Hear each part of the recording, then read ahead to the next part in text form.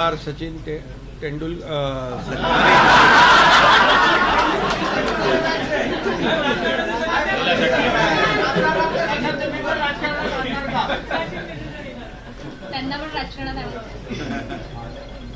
त्यांनी पण आज षटकार मारलेला आहे सचिन अहिर यांनी, कारण 6 खासदारांनी षटकार ठोकले गेल्या आठवड्यात.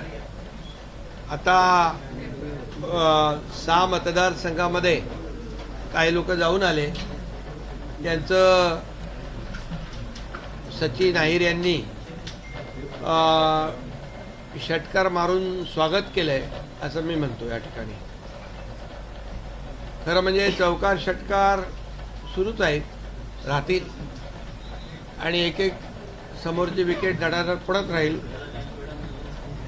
हा झाला आपला क्रिकेटचा भाग, जाऊ द्या गमतीचा भाग. परंतु सचिन अहिर हे 3 वेळा विधानसभेचे आमदार होते, आता विधान परिषदेचे आमदार होते आहेत, राज्यमंत्री होते, 7 विभागांचं राज्यमंत्रीपद त्यांच्याकडे होतं. गिरणी कामगारांचे नेते म्हणून त्यांनी काम केलं. अनेक युनियनमध्ये त्यांनी प्रमुख पदावर काम केलं.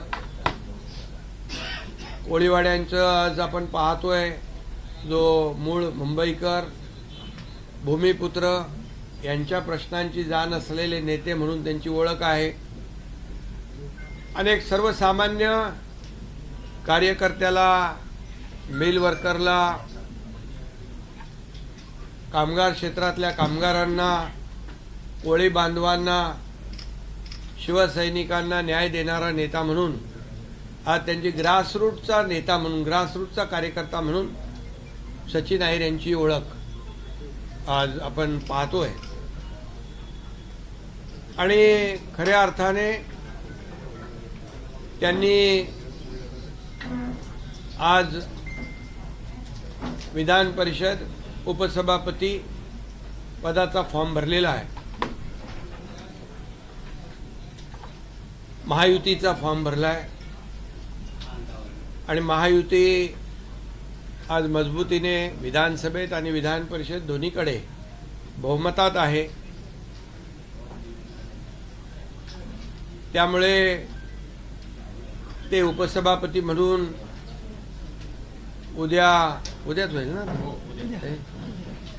उद्या त्यांची प्रस्तावाच्या माध्यमातून निवड होईल. आणि ते फक्त मुंबई पुरतं नाही तर महाराष्ट्रामध्ये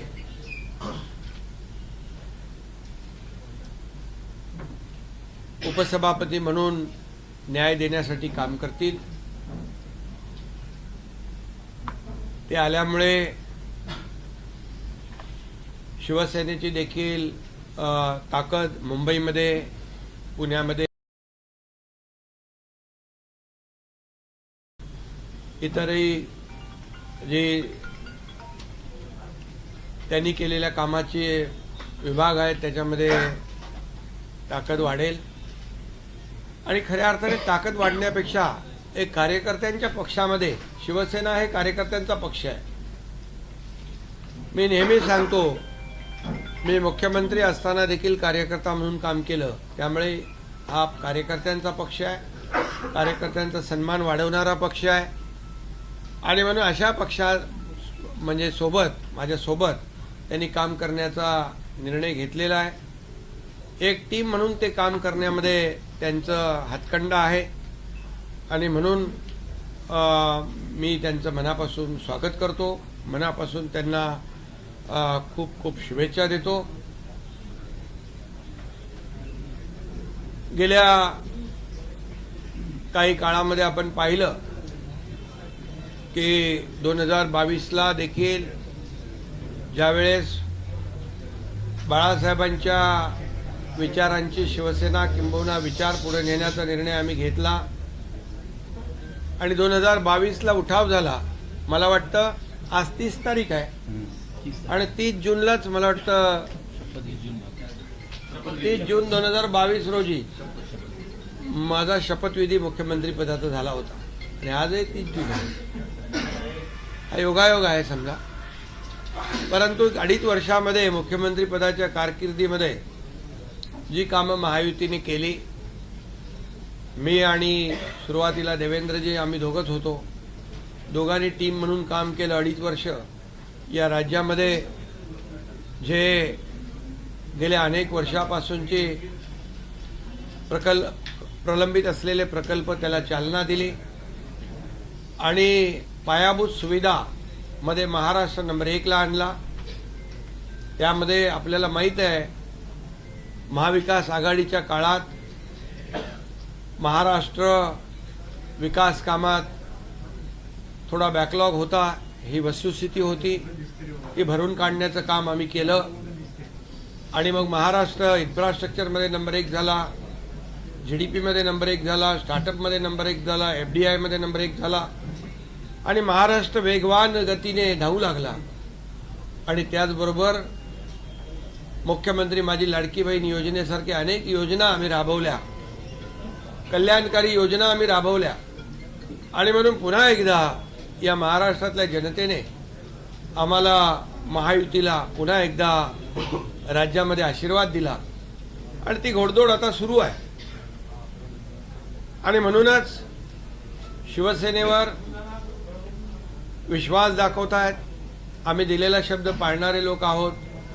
बाळासाहेबांचे विचार पुढे नेणारे आम्ही लोक आहोत. आनंद दिघे साहेबांचे विचार पुढे नेणारे लोक आहोत आणि शब्दाला किंमत देणारी संघटना आहे. आणि म्हणूनच लोक आज स्वतःहून येत आहेत.